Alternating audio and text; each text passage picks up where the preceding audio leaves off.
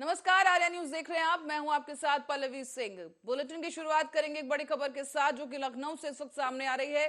कांग्रेस नेताओं और कार्यकर्ताओं ने प्रदर्शन करना शुरू कर दिया है। लखनऊ से इस वक्त की बड़ी जानकारी, जहां पर तस्वीरों के जरिए भी आपको दिखा रहे हैं कि पुलिस बल तैनात है, भारी सुरक्षा बल तैनात है और सुरक्षा के लिहाज से तमाम जो इंतजाम है किए गए। लेकिन कांग्रेस की तरफ से विरोध प्रदर्शन तेज कर दिया गया है। धरना प्रदर्शन ये जो कांग्रेस की तरफ से किया जा रहा है वो महंगाई और बेरोजगारी के मुद्दे पर है। और कांग्रेस का जो प्रदर्शन है उसी को देखते हुए सुरक्षा के लिहाज से पुख्ता इंतजाम किए गए हैं। आपको बता दें कि कांग्रेसी नेता प्रदर्शन करने बैठ गए हैं और धरने पर भी कांग्रेस के तमाम जो नेता पहुंचे हैं। और साथ ही साथ लखनऊ में बाकी जगहों से भी कांग्रेस के जो कार्यकर्ता हैं वो पहुंच रहे हैं। लगातार राजभवन का घेराव करने की जो है रणनीति है कांग्रेस की। और इसी तरह से पहले प्रेस कॉन्फ्रेंस करते हुए कांग्रेस की तरफ से साफ कर दिया गया था कि 13 तारीख को प्रदर्शन किया जाएगा, धरना दिया जाएगा केंद्र सरकार के खिलाफ और जो केंद्र सरकार की नीतियां हैं उसके खिलाफ। खासतौर पर महंगाई, बेरोजगारी और अडानी समूह का मुद्दा एक बार फिर से चर्चाओं में है, जिसको देखते हुए कांग्रेस की तरफ से यह प्रदर्शन किया जा रहा है। लखनऊ से ही ताजा तस्वीरें सामने आई हैं। इस वक्त की बड़ी और अहम जानकारी आप तक ला रहे हैं कि कांग्रेस का विरोध प्रदर्शन जारी है। घेराव के लिए राजभवन की तरफ जा रहे हैं कांग्रेसी नेता और तमाम जो कार्यकर्ता और समर्थक हैं कांग्रेस के, वो भी लखनऊ में जुटना शुरू हो चुके हैं। बाकी राज्यों से भी कांग्रेस के कार्यकर्ता लखनऊ पहुंच रहे हैं और प्रदर्शन किया जा रहा है। बता दें कि राजभवन का घेराव करने की रणनीति है कांग्रेस की तरफ से और इसी रणनीति के तहत सुरक्षा भी बढ़ाई गई है। और कांग्रेस के जो तमाम कार्यकर्ता और नेता हैं सड़कों पर अब उतर आए हैं। तीव्र प्रदर्शन कांग्रेस की तरफ से किया जा रहा है और लखनऊ से इस वक्त की बड़ी अपडेट आपके लिए लेकर आ रहे हैं, जहां पर राजभवन का घेराव करने के लिए कांग्रेस के तमाम नेता और कार्यकर्ता पहुंच रहे हैं।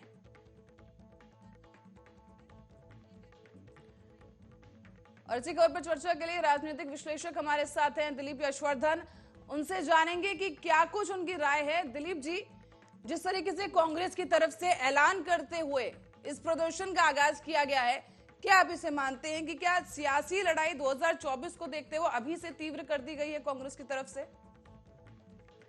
पल्लवी जी, अगर लड़ाई अब से तेज नहीं होगी तो कब होगी? 2024 में दिन कितने हैं और लोकसभा के चुनाव है, पूरे देशव्यापी चुनाव है। उत्तर प्रदेश एक महत्वपूर्ण रण है लोकसभा चुनाव का, तो जाहिर सी बात है। और ये हमेशा कांग्रेस के ऊपर इल्जाम भी लगते रहे हैं कि कांग्रेस हमेशा ट्विटर की राजनीति करती है, इसी रूम में बैठ करके राजनीति करती है, सड़कों पर नहीं उतर के आती है, जनता की समस्याओं को सड़कों पर लेकर के नहीं आती है। और ये राजनीति का बड़ा सशक्त माध्यम रहा है। आंदोलन होना जरूरी है, सड़कों पर आंदोलन होना जरूरी है। अगर कांग्रेस जनता की समस्याओं को लेकर के या सरकार की कमियों को लेकर के सड़क पर आना चाहती है, आ रही है, तो ये एक लोकतंत्र का एक महत्वपूर्ण हिस्सा है और आना चाहिए। अब उसकी इस धरने प्रदर्शन से कितना बदलाव आएगा ये आने वाले समय में पता चलेगा। बट ये एक राजनीति का महत्वपूर्ण अंग है और समस्याएं हैं, जनता की समस्याओं को लेकर के सड़क पे आना हर राजनीतिक पार्टी का धर्म। वहां पर भी हल्ला बोल हो रहा है। मल्लिकार्जुन खड़गे लगातार वहां पर तमाम तंज कस रहे हैं और कई तरह के विवादित बयान वहां पर लोकतंत्र को लेकर दिए गए। राहुल गांधी के विवाद को लेकर, जो बयान राहुल गांधी की तरफ से दिया गया उसको लेकर भी चर्चा हो रही है। और दूसरी तरफ लखनऊ में कांग्रेस के तमाम जो समर्थक हैं, जो कार्यकर्ता हैं, नेता हैं, पदाधिकारी हैं, सभी लोग वहां पर जुट गए हैं और राजभवन का घेराव करने की रणनीति पर काम चल रहा है। वहां पर सुरक्षा भी कड़ी की गई। तो क्या समझते हैं आप कि कांग्रेस कहीं ना कहीं बीजेपी को चारों तरफ से घेरना चाहती है? देखिए, कांग्रेस अगर 2024 के मद्देनजर ये धरना प्रदर्शन कर रही है तो उसे उत्तर प्रदेश में विधानसभा का घेराव नहीं करना चाहिए, दिल्ली में लोकसभा का घेराव करना चाहिए, क्योंकि ये चुनाव केंद्र के हैं।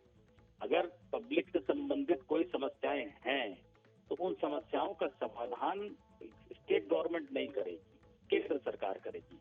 और चूंकि ऐसी समस्याएं जो पूरे देश में एक साथ लागू होती हो, चाहे वो महंगाई की बात हो, चाहे वो बेरोजगारी की बात हो, चाहे वो किसी भी मुद्दे पर ले लीजिए जो पब्लिक एट लार्ज से संबंधित है और वो पूरे देश की समस्याएं हैं, तो पूरे देश की समस्याओं को लेकर के अगर आप उत्तर प्रदेश की विधानसभा का घेराव करेंगे तो ये अपने आप में एक अनप्लान्ड स्टेप है, गलत स्टेप है। अगर आप उत्तर प्रदेश में धरना प्रदर्शन उत्तर प्रदेश सरकार के क्रियाकलापों के खिलाफ कर रहे हैं तो उसका राजनीतिक लाभ आपको कितना मिलेगा ये पता नहीं, क्योंकि अभी 2022 के चुनाव हुए हैं और अभी 27 में चुनाव होंगे विधानसभा और के। दिलीप जी, कहा और भी जाता है लोकसभा कि के उत्तर चुनाव में प्रदेश की जो मुद्दों से गद्दी बहुत है वो फर्क एक नहीं ऐसी पड़ता। अहम गद्दी हो जाती है कि जो उत्तर प्रदेश में काबिज हो गया तो दिल्ली में भी उसका फर्क पड़ेगा, और दिल्ली और उत्तर प्रदेश का कनेक्शन ही कुछ ऐसा है। तो क्या अब कांग्रेस की भी इसी तरह की रणनीति पर अब कार्य चल रहा है कि उत्तर प्रदेश ये से सत्य साधा है कि जा रहा है 2024 का निशाना और दिल्ली की गद्दी को निशाने पर रखा जा रहा है? पल्लवी जी, ये सही है कि दिल्ली की गद्दी का रास्ता उत्तर प्रदेश से होकर के जाता है, लेकिन सिर्फ उत्तर प्रदेश के योगदान से दिल्ली की गद्दी नहीं मिलती है। यहाँ पर मेजोरिटी कंट्रीब्यूशन उत्तर प्रदेश का रहता है, लेकिन आपको बाकी पूरे देश से भी तो समर्थन चाहिए। और दूसरा, पब्लिक को के दिमाग पर अगर आप कांग्रेस का असर छोड़ना चाहते हैं तो जो समस्या है आप उसी समाधान को लेकर के ही तो मैदान में जाएंगे। अगर दिलीप जी, यहाँ पर दो बातें हो रही हैं कि जैसे कि पहला जो मेरा यहाँ पर सवाल है कि अक्सर कहा जाता था कि विपक्ष के पास मुद्दे नहीं हैं, लेकिन अब जो महंगाई और बेरोजगारी जो चरम पर पहुंच चुकी है, काफी अहम मुद्दा है जिस पर विपक्ष घेरने की कोशिश कर रहा है। और जैसे कि आप कह रहे हैं कि सिर्फ उत्तर प्रदेश ही नहीं, पूरे देश की जनता का साथ होना भी जरूरी है, तो मुझे लगता है कांग्रेस शायद इस बात को भांप गई है, इसीलिए वो पूरी भारत जोड़ो यात्रा का पूरा जो रणनीति है, जो प्लान है, वो तैयार किया गया। राहुल गांधी ने पूरी भारत जोड़ो यात्रा की, जिसका समर्थन भी उन्हें लोगों का मिला है, हिमाचल के चुनाव में देखने को मिला। तो कहीं ना कहीं अब लगता है कि कांग्रेस ने भी रणनीति में बदलाव किए हैं और 2024 में उसका असर कहीं ना कहीं देखने को जरूर मिलेगा। क्या आपको लगता है कि परफॉर्मेंस पर फर्क पड़ेगा? भारत जोड़ो यात्रा का असर अगर आप कहते कि हिमाचल में देखने को मिला, तो त्रिपुरा, नागालैंड और मेघालय में क्यों देखने को नहीं मिला? वहाँ भारत जोड़ो यात्रा का असर क्यों नहीं पड़ा? भारत जोड़ो यात्रा एक राजनीतिक उद्देश्य से की गई यात्रा थी, उसका फर्क कुछ ना कुछ जरूर पड़ेगा, पॉजिटिव फर्क ही पड़ेगा। और 2024 के चुनाव को लेकर के कांग्रेस में जनता की समस्याओं को मद्देनजर मैदान पर आना चाहती है, चाहे बेरोजगारी की बात हो, चाहे महंगाई की बात हो। ये समस्याएं हैं और समस्याएं इसके साथ साथ और भी बहुत सारे मुद्दे हैं। सवाल ये नहीं है कि मुद्दे हैं कि नहीं है, सवाल ये है कि विपक्ष उन मुद्दों को कितने प्रभावी तरीके से उठा पाता है, उसका प्रभाव जनता के दिमाग पर कितना काम कर पाता है ताकि उसको आने वाले चुनाव में वोट मिल जाए। ये मुद्दा है। अगर आप जनता के दिमाग पे अपनी स्ट्रेटजी को हिट करा ले गए तो 2024 में निश्चित ही आपके फेवर में रिजल्ट चले जाएंगे। लेकिन जनता फिर वही आकलन करती है कि आप जिन समस्याओं को उठा रहे हैं वो समस्याएं कहाँ से संबंधित हैं। अगर आप बेरोजगारी और महंगाई की समस्या को लेकर के विधानसभा का घेराव कर रहे हैं तो ये कहीं से भी तर्क संगत नहीं। इसके लिए तो फिर आपको लोकसभा का घेराव करना चाहिए, क्योंकि महंगाई कोई उत्तर प्रदेश की समस्या नहीं है, पूरे देश की समस्या है। और महंगाई को कंट्रोल करना किसी हमेशा या बहुत हद तक प्रदेश सरकार के हाथ में नहीं होता है। पर दिलीप जी, बीते समय में अगर हम जाएं, अगर खासतौर पर 2024 की 14 की अगर बात की जाए, तो उस वक्त भी जब महंगाई बढ़ी थी, सिलेंडर के दामों में इजाफा हुआ था, तो जैसे कि कांग्रेस की तरफ से भी कहा जाता है कि स्मृति ईरानी भी सड़कों पर आ गई थी, सिलेंडर को लेकर काफी हंगामा हुआ, और अब एक बार फिर से वही तरह की समस्याएं सामने आ रही हैं। तो कांग्रेस भी इसी तरह से उग्र हो चुकी है और जो ये मुद्दे हैं वो अपने हाथ से जाने नहीं देना चाहती है। तो क्या जनता के पॉइंट ऑफ व्यू से ये हो सकता है कि एक बेटर ऑप्शन कांग्रेस को मान सकते हैं वो, क्योंकि बीजेपी के राज में महंगाई तो इसमें कोई दोराहे नहीं कि बढ़ी तो है, तो क्या कांग्रेस कहीं ना कहीं एक बेहतर विपक्ष का चेहरा दे सकती है 2024 के लिहाज से? देखिए, अगर कोई ऑल्टरनेट इस देश में केंद्र की राजनीति के लिए है वो कांग्रेस ही है, इसके अलावा दूसरी कोई पार्टी है ही नहीं इस देश में। अब कांग्रेस को अपनी इस वैल्यू को समझना है और उसी वैल्यू के अनुसार अपने आप को जनता के सामने पेश करना है। वैल्यू आपकी है लेकिन जनता आपकी वैल्यू को नकार चुकी है। आप दोबारा उस वैल्यू को कैसे जनता के दिमाग में स्थापित कर पाएंगे, ये आपकी अपनी स्ट्रेटेजी पर और आपके अपने एक्शन पर निर्भर करता है, जो ज्यादातर आपके फेल होते चले जा रहे हैं। कांग्रेस दिमाग पर असर नहीं कर पाती। हिमाचल या एक आध जगह का एग्जाम्पल छोड़ दीजिए, हम पूरे देश की अगर बात करें, उत्तर प्रदेश की खासकर अगर बात कर लें, तो उत्तर प्रदेश में कांग्रेस का जनाधार दशकों से नहीं है। जो उनकी परंपरागत सीटें थी पिछली बार वो भी हार गए। जो इनका गढ़ हुआ करता था उस गढ़ में भी इनका किला ढह गया है। तो कांग्रेस को भी बहुत मेहनत करने की जरूरत है और इसमें कोई दो राय नहीं कि जनता अगर विकल्प सोचेगी तो वो कांग्रेस को ही सोचेगी, दूसरा और कोई नहीं। पर दिलीप जी, जिस तरीके से बाकी राजनीतिक पार्टियां जो हैं वो भी एक दूसरे के साथ आ रही हैं, क्योंकि विपक्ष भी कहीं ना कहीं समझ गया कि बीजेपी एक इतनी बड़ी पार्टी आज की डेट में है, इतना बड़ा चेहरा प्रधानमंत्री नरेंद्र मोदी का है, तो उसको हराने के लिए कहीं ना कहीं विपक्ष को एकजुट तो होना पड़ेगा। फिर चाहे बिहार की बात की जाए या उत्तर प्रदेश की बात की जाए, अखिलेश यादव भी कुछ इसी तरह से इसी धुन पे गाते हुए नजर आ रहे हैं। लेकिन कांग्रेस ने अभी तक स्पष्टता के साथ ये रुख अपना क्लियर नहीं किया है कि वो इन तमाम पार्टियों के न्योते को स्वीकार करेंगे या नहीं, क्योंकि नीतीश भी न्योता दे चुके हैं कि सब पार्टी को साथ आना चाहिए, तभी बीजेपी को हराना संभव है। अलका जी देखिए, जनता का टेस्ट अब बदल चुका है। अब जनता मिक्स्ड गवर्नमेंट में विश्वास नहीं रखती है, मेजोरिटी गवर्नमेंट में विश्वास रखती है। कांग्रेस अगर अपने बूते पर अपने आप को जनता के सामने अल्टरनेटिव के रूप में स्थापित नहीं कर पाएगी तो कांग्रेस का परचम 2024 में भी नहीं लहरा पाएगा। कांग्रेस अगर अलायंस के भरोसे दिखाएगी कि हमारे साथ बिहार से नीतीश कुमार मिल गए हैं, किसी और स्टेट से कोई मिल गया है, उत्तर प्रदेश से समाजवादी पार्टी मिल गई है, बंगाल चले जाइए तो वहां पर ममता बनर्जी का सपोर्ट मिल गया है, इन सारे सपोर्ट को लेकर के आप जनता का दिल नहीं जीत पाएंगे। कि जनता अब इन बातों में बिल्कुल भी विश्वास नहीं करती है। उसको भी पता है कि जो पार्टियां हैं जो अलायंस कर रही है वो अलायंस सिर्फ एक राजनीतिक उद्देश्य से है, जनता के भले के लिए नहीं है। और अब जनता पिछले कई बार से जिसको भी दे रही है फुल मैंडेट दे रही है, और जनता इस बार 2024 में भी फुल मैंडेट ही देगी, चाहे वो भारतीय जनता पार्टी को दे चाहे कांग्रेस को दे। तो कांग्रेस को तो तभी मिल पाएगा जब कांग्रेस अपने आप को उतनी मजबूती के साथ जनता के सामने ला पाएगी। तो दिलीप जी, महंगाई तो एक मुद्दा है ही, लेकिन दूसरी तरफ विकास जो है भारतीय जनता पार्टी के राज्य में जो हुआ है उसे भी नहीं नकारा जा सकता। तो क्या आपको लगता है कि सिर्फ महंगाई और बेरोजगारी मुद्दे को लेकर किसी भी पार्टी के लिए जीतना संभव है, या बीजेपी पार्टी को शिकस्त देना संभव है? उनके विकास को क्या नकारा जा सकता है? पहली बात तो ये मुद्दे कोई नए नहीं है। मुद्दे जब से देश में राजनीति चल रही तब से ये मुद्दे चले आ रहे हैं। तो इन मुद्दों में बहुत दम नहीं है। जनता भी जानती है कि हाँ बेरोजगारी है, महंगाई है, लेकिन जो भी पार्टी इनकी बात करती है वो महंगाई खत्म करने के लिए बात नहीं करते। भारतीय जनता पार्टी ने तो ये स्लोगन दिया था कि बहुत हुई महंगाई की मार अब की बार मोदी सरकार, तो मोदी सरकार ने आकर के महंगाई और बढ़ा के कम कर दिया। तो कांग्रेस ने भी कई बार इसका मुद्दा उठाया। तो ये मुद्दे सिर्फ मुद्दे हैं, राजनीतिक मुद्दे हैं, और ये राजनीतिक मुद्दे जनता के दिलों में अब बहुत असर नहीं डालते। जनता प्रताड़ित है, जनता इन बातों को जानती है कि हाँ ये समस्याएं हैं, लेकिन जनता ये भी जानती है कि कोई राजनीतिक पार्टी इन समस्याओं का समाधान नहीं करना चाहती। अब रही जो भारतीय दिलीप जनता यशवर्धन जी, बहुत बहुत धन्यवाद आपका इस चर्चा के लिए। और दर्शकों को बता दें कि बड़ी खबर इस वक्त यही है कि कांग्रेस की तरफ से विरोध प्रदर्शन किया जा रहा है। लखनऊ में इस वक्त तीव्र प्रदर्शन जारी है कांग्रेस के तमाम पार्टी कार्यकर्ताओं की तरफ से। इस प्रदर्शन को देखते हुए पुलिस फोर्स भी वहां पर तैनात की गई है, और बैरिगेटिंग जो है उस पर भी खास जोर देते हुए राजभवन का पुलिस की तरफ से एक सुरक्षा घेरा तैयार किया गया है, ताकि कोई भी उग्र प्रदर्शन उधर ना हो सके। साथ ही कई जो कांग्रेस के जो तमाम लोग वहां पर पहुंच रहे हैं, और उनके प्रदर्शनकारियों में से कई ऐसे नेता हैं जिनकी गिरफ्तारी हो चुकी है। उन्हें एक वैन में, पुलिस वैन में भरकर दूसरे जगह पर ले जाया जा रहा है, ताकि इस आंदोलन को और जिस तरीके से प्रदर्शन हो रहा है और जो ये रूप लेता जा रहा है उसको कंट्रोल किया जा सके। घेराव को लेकर जो रणनीति कांग्रेस की थी उसके खिलाफ पुलिस प्रशासन सख्ती के साथ खड़ा हुआ है। इस वक्त लखनऊ से बड़ी जानकारी।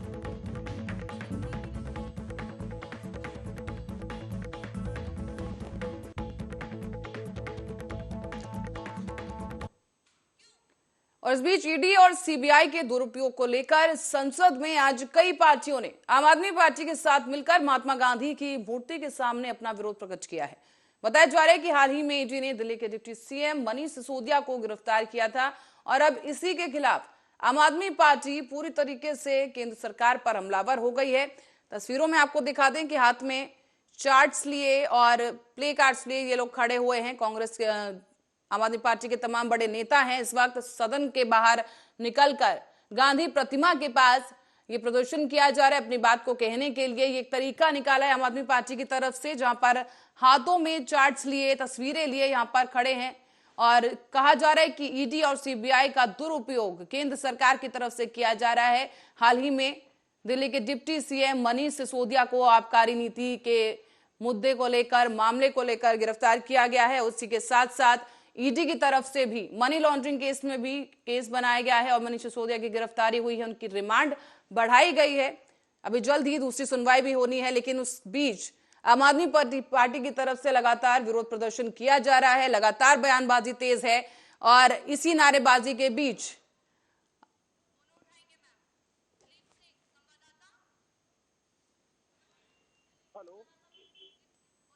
और इसी खबर पर अधिक जानकारी के लिए दिलीप सिंह हमारे संवाददाता हमारे साथ दिल्ली से जुड़ गए हैं। दिलीप, आपसे जानना चाहेंगे क्या कुछ माहौल है वहां पर? जी, जिस माहौल बन रहा है और धीरे धीरे अब जो तमाम जो विपक्ष है वो सीधे ही घेरने की सोच रहे हैं। और जो जगह जगह जगह जगह देखा गया जो आंदोलन दिन ब दिन बढ़ते जा रहा है, उसको कहीं ना कहीं जो सरकारें हैं और वो एक तरह से सारे लोग एक जगह जुट हो रहे हैं। और जो अभी देखा गया कुछ देर के लिए सदन खारिज भी कर दिया गया है। दीपक, आपसे मैं ये भी पूछना चाहूंगी कि जिस तरीके की तस्वीरें सामने आ रही है, आम आदमी पार्टी और कांग्रेस एक साथ एक फ्रेम में खड़े नजर आ रहे हैं, तो क्या इसके कुछ मायने, सियासी मायने समझे जा सकते हैं? क्योंकि दोनों ही पार्टियां एक ही सुर में एक ही बात कर रही हैं कि केंद्र सरकार की तरफ से लगातार सीबीआई और ईडी का दुरुपयोग किया जा रहा है, लोकतंत्र को खतरा है। जी, जैसे कि बताया पहले देखा गया है जो तमाम जो पार्टी है और जो कांग्रेस हो गया, आम आदमी पार्टी और तमाम जो और भी पार्टी है वो सीधे ही केंद्र को घेर रही है। चाहे महंगाई को लेकर कर ले, चाहे देखा गया अभी अभी हाल ही में हमने जंतर मंतर गया था, जंतर मंतर में तमाम जो किसान है वो भी पंजाब के लोग आए हुए थे। उनको एक उनकी जो बिल के लिए बात करी गई थी और जो बिल भी देखा गया था वो नहीं दिया गया, सिर्फ सुधार करने की बात तो करी गई है। और पानी को लेकर उसको लगातार जो किसान को जिस तरह से पानी भी नहीं मिल रहा और लगातार जो महंगाई है वो कमर तोड़ रही है। और आम आदमी पार्टी अब एक नई मुहिम चला रही है सिग्नेचर लेकर, वहाँ जिसमें गोपाल राय जी बैठे हुए टेबल लगाकर आम जनता से जो सीधे सीधे जो सिग्नेचर ले रहे हैं वो कह रहे हैं जो नरेंद्र मोदी से ये कहना चाहते हैं जो तमाम जो काम करें आम आदमी पार्टी ने उनको काम को रोका ना जाए, ना ईडी का ना सीबीआई का उसका दुरुपयोग करा जाए। दीपक, क्या कोई रणनीति स्पष्ट हो पा रही है कि अब आगे क्या? क्योंकि पत्र भी लिखा जा चुका है प्रधानमंत्री को, ज्ञापन सौंपे जा चुके हैं, और अब जिस तरह से प्रदर्शन हो रहा है सदन में चर्चा की जगह बाहर प्रदर्शन किया जा रहा है आम आदमी पार्टी की तरफ से, तो क्या तस्वीर निकल कर आ रही है? आगे क्या कुछ रणनीति है? देखो, आगे की रणनीति ये रहेगी जो इस तरह से जैसे केंद्र सरकार जो ईडी की जांच के लिए रख रही है, सीबीआई की जांच के लिए रख रहे हैं, कहीं ना कहीं जो लगता है जो 2024 के जो चुनाव होने जो विपक्ष को जो कर रहा है, जो लग रहा है, जो चाहे आम आदमी पार्टी हो चाहे कांग्रेस हो, उसको एक मानसिक रूप से परेशान करने वाली बातें हो रही है। तो दीपक, बीजेपी की तरफ से भी इस पर एक प्रेस कॉन्फ्रेंस की गई कि कार्रवाई तो पहले से भी चलती आ रही है, अब बीजेपी राज में अगर कार्रवाई हो रही है तो कोई खास कार्रवाई नहीं है, ईडी और सीबीआई अपना ही काम कर रही है, तो फिर इन्हें क्यों समस्या हो रही है? और दूसरी बात, अगर कुछ गलत किया नहीं है तो फिर जांच से क्यों कतरा रही है आम आदमी पार्टी? नहीं, आम आदमी पार्टी देखो वो सीधे ही कह रही है हम कतरा नहीं रहे। बस देखो जो डिप्टी सीएम के ऊपर जो जिस तरह से जो सीबीआई के गए थे, सीबीआई कोर्ट से जाकर फिर ईडी ने उनका अरेस्ट करा गया, तो उसके बाद पूछताछ चलती गई। फिर ऐसे केसीआर की जो लड़की है पूनम निर्दय उनको भी अरेस्ट किया और 9 घंटे की पूछताछ चलती गई। तो ऐसे जो तमाम जो विपक्ष है उनको कहीं ना कहीं जो बीजेपी कहीं घेरती हुई नजर आ रही है और लगता है क्या यही तरह का रहेगा तो शायद आने वाले 2024 के चुनाव में बहुत बड़ा भुगतान भुगतना पड़ सकता है। पर दीपक, वहां पर आप सदन में देख पा रहे होंगे कि वहां पर संसद के बाहर वक्त क्या की तस्वीरें हैं, क्योंकि आम आदमी पार्टी और कांग्रेस एक साथ ही खड़े हुए भी नजर आ रहे हैं। तो क्या एक साथ मिलकर बीजेपी के साथ लड़ने का इरादा है?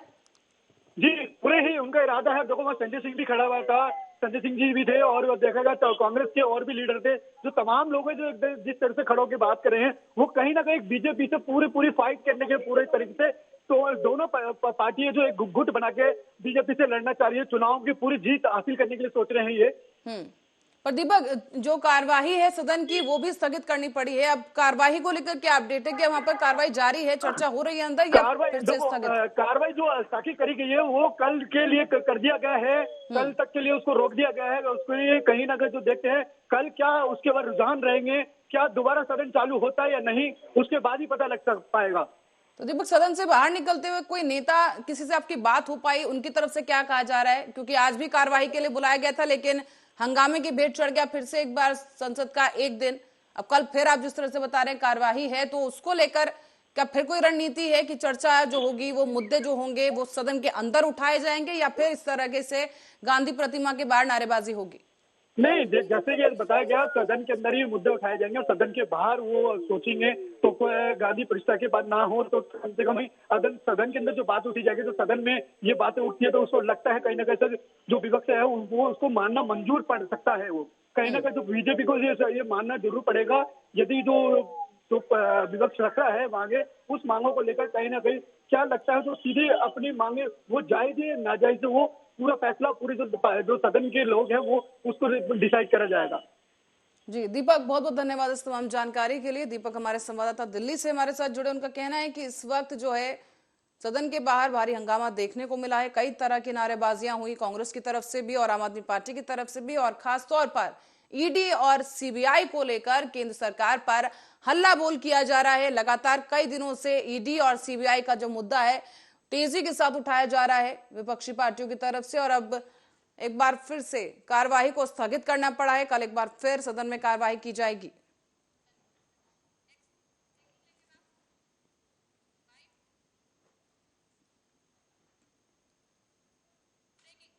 और इस बीच खबरों में रुक करेंगे एक बड़ी खबर की ओर। इस वक्त की बड़ी और अहम खबर इस वक्त सामने आ रही है, जब कांग्रेस प्रभारी रंधावा का बड़ा विवादित बयान सामने आ गया है।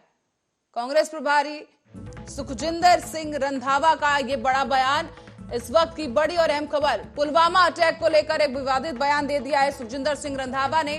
उनका कहना है कि पुलवामा हमले की जांच होनी चाहिए, कहीं चुनाव जीतने के लिए तो नहीं करवाया था अटैक। बीजेपी पर हमला बोलते हुए सुखजिंदर सिंह रंधावा ने बड़ा बयान दे दिया है। कांग्रेस प्रदेश अध्यक्ष हैं सुखजिंदर सिंह रंधावा, जिनकी तरफ से लगातार विवादित बयान दिए गए हैं, और इसी कड़ी में एक और बयान पुलवामा अटैक को लेकर दे दिया गया है। बड़ी जानकारी इस वक्त के लिए आपके लिए लेकर आए हैं, जहां रंधावा की तरफ से एक बड़ा विवादित बयान सामने आ चुका है। बीजेपी पर प्रहार करते हुए पुलवामा अटैक का मुद्दा एक बार फिर उठाया गया है, और पुलवामा अटैक को लेकर ये टिप्पणी की गई है, विवादित बयान दिया गया है सुखजिंदर सिंह रंधावा की तरफ से कि कहीं जो अटैक है जवानों पर चुनावी रणनीति के तहत तो नहीं करवाया गया, चुनाव जीतने के लिए तो कहीं अटैक नहीं करवाया गया। और इसी बयान को लेकर सुखजिंदर सिंह रंधावा इस वक्त सवालों के घेरे में आ गए हैं। एक विवादित बयान सुखजिंदर सिंह रंधावा की तरफ से दिया गया है मंच से बीजेपी पार्टी के लिए।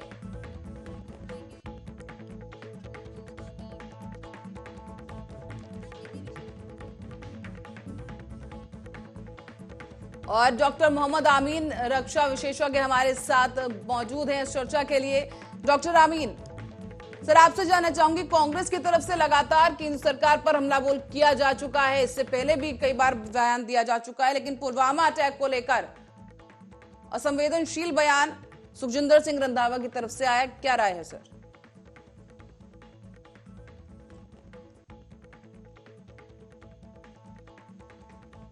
डॉक्टर आमीन, तकनीकी कारणों की वजह से भी डॉक्टर आमीन से हमारा संपर्क नहीं हो पाया, लेकिन आपको बता दें कि बड़ी इस वक्त की खबर सामने आ रही है, जहां पर कांग्रेस प्रदेश प्रभारी सुखजिंदर सिंह रंधावा की तरफ से एक विवादित बयान सामने आया है, जिसमें उन्होंने पुलवामा अटैक का मुद्दा एक बार फिर उठा दिया है, और पुलवामा अटैक को लेकर केंद्र सरकार पर सीधे तौर पर निशाना साधा गया है।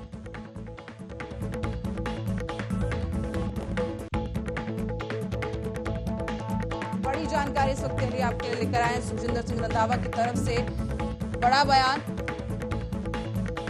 2024 के चुनाव को देखते हुए कांग्रेस की तरफ से लगातार बयानबाजी की जा रही है, और इसी कड़ी में एक विवादित बयान कांग्रेस की तरफ से सामने आ गया। फिर एक बार देश के जवानों का सहारा लेते हुए चुनावी सियासी तरकश में से तीर छोड़ा गया है, और इसी बीच एक बार फिर से भारतीय जनता पार्टी की तरफ निशाना साधते हुए पुलवामा अटैक का मुद्दा उठा दिया गया है।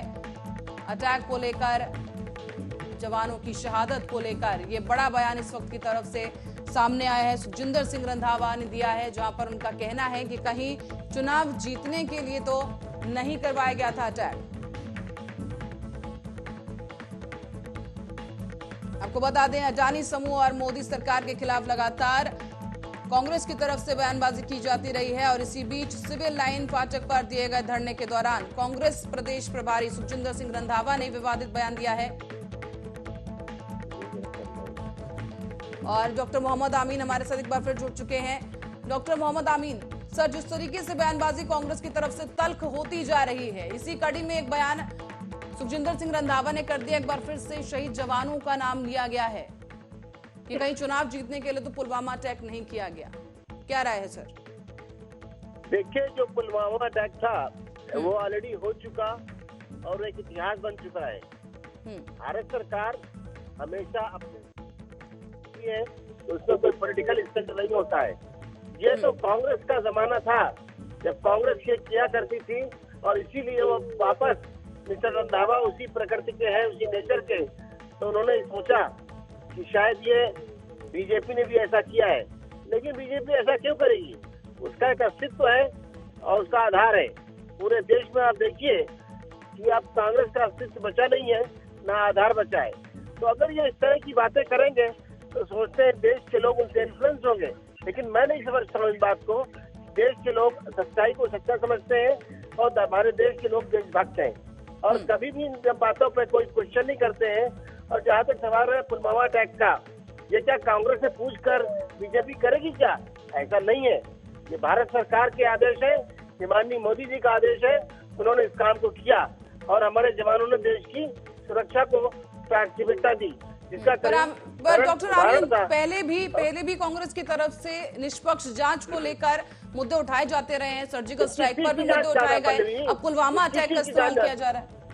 ये किस चीज की जांच चाहते हैं पल्लवी जी? ये जमाना हो गया। अब तो देश में 24 का चुनाव आ रहा है, और कांग्रेस कहीं दूर दूर तक नजर नहीं आ रही है। डॉक्टर आमीन, एक तरफ कांग्रेस की तरफ से कहा जाता है कि उन्हें जांच पर भरोसा नहीं है, सीबीआई ईडी सब केंद्र के कंट्रोल में, और दूसरी तरफ अब निष्पक्ष जांच की बात कर रहे हैं। तो क्या सियासी उल्लू सीधा करने के लिए कांग्रेस की तरफ से अब शहीदों का सहारा लिया जा रहा है? नहीं, इनसे पूछे कि राहुल गांधी से पूछे कि क्या इंग्लैंड के लोग जांच के लिए बुलाए जाएंगे या अमेरिका के लोग, जो देश से बाहर जाके देश की छवि को खराब कर रहे हैं। और देश की छवि को खराब करने के साथ साथ इस तरह की बयानबाजी कांग्रेस कर रही है, ये हमारे देश के लिए उचित नहीं है।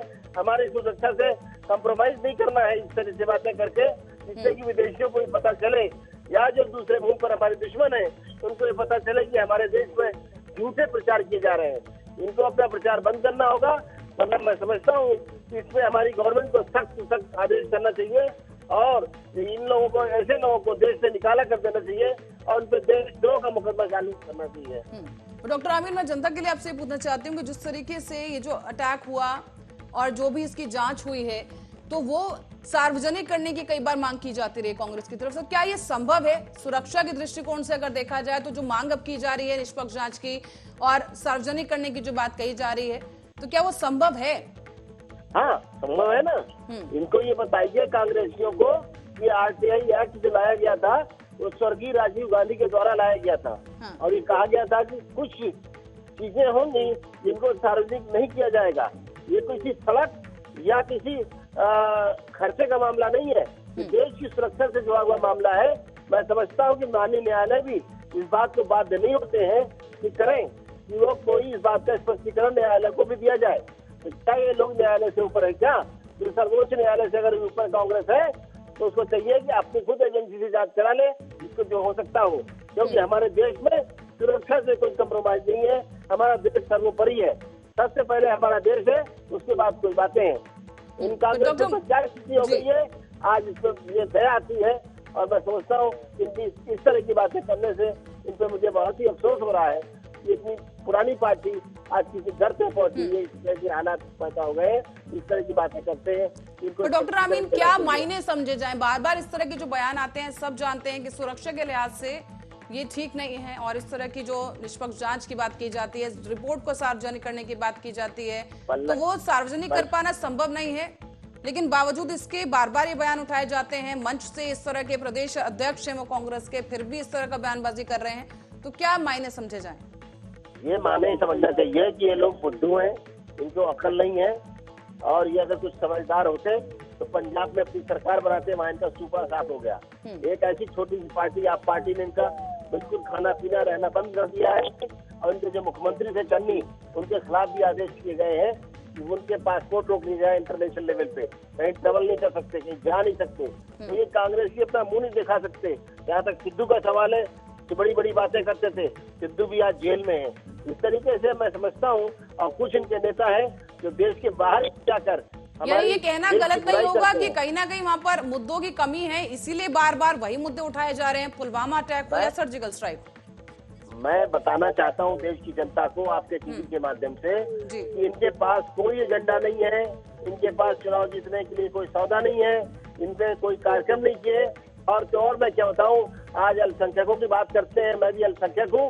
इन अल्पसंख्यकों को एक स्ट्रक्चर कमेटी बनाई थी, और उस कमेटी बनाने के बाद उसको उन्होंने देश को आईना दिखाया और उसको उन्होंने रद्दी की टोकरी में डाल दिया माननीय मनमोहन सिंह ने, पूर्व प्रधानमंत्री ने। अगर ये लोग अच्छे होते तो एक मुसलमान समाज को करते, समाज को बांटा है। आज मोदी जी का एक ही नारा है, सबका साथ, सबका विकास और सबके लिए और सबका विश्वास। इसी कारण से किसी को अलग से नहीं दिया जा रहा है रिजर्वेशन। इन्होंने हरिजनों को अलग से आरक्षण दिया, बैकवर्ड को आरक्षण दिया, कमीशन बनाए, दुनिया भर की बातें की, देश का खर्चा किया है, मुस्लिमों के लिए बनाया माइनॉरिटी कमीशन। लेकिन इनके किसी भी अधिकारी ने या इनके द्वारा अपॉइंट किए हुए चेयरमैनों ने कभी भी उस समाज का भला नहीं किया। मुझे बड़ा अफसोस है कि आज पुलवामा को लेकर बातें की जा रही है, जो देश के सुरक्षा से हुआ जुड़ा मामला है। जी बिल्कुल, देश की सुरक्षा से जुड़ा मामला है और इसको बार बार उठाया जाना गलत है। जी डॉक्टर मोहम्मद, बहुत बहुत धन्यवाद आपका हमारे साथ जुड़ने के लिए। और दर्शकों को बता दें कि इस वक्त की बड़ी जानकारी जो सामने आई है, विवादित बयान है जो कांग्रेस प्रदेश अध्यक्ष सुखजिंदर सिंह रंधावा की तरफ से दिया गया है, जहां उन्होंने पुलवामा अटैक को मुद्दा बनाते हुए केंद्र सरकार को घेरने की कोशिश की है और कहा है कि कहीं चुनाव जीतने के लिए तो अटैक नहीं करवाया गया जवानों पर। और ये बड़ी खबर इस वक्त की।